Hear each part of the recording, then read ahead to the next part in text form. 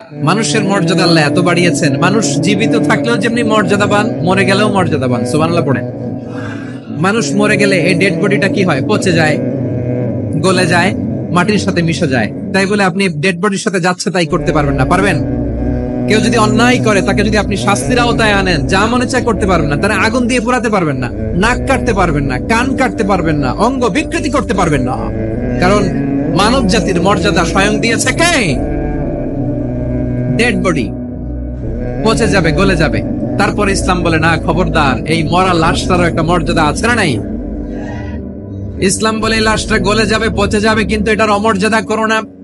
কর্পূর দিয়ে, খেজুর পাতা দিয়ে, এটাকে ওয়ার্ম ওয়াটার দিয়ে, গরম পানি দিয়ে ধৌত করো। সাদা শুভ্র ধবধবে কাপড় দিয়ে লাশটাকে তুমি কাভার করো। তারপরে খাটিয়ার মধ্যে লাশটাকে রেখে বিশাল একটা প্রোগ্রাম করো, একটা ফিউনারাল প্রোগ্রাম করো।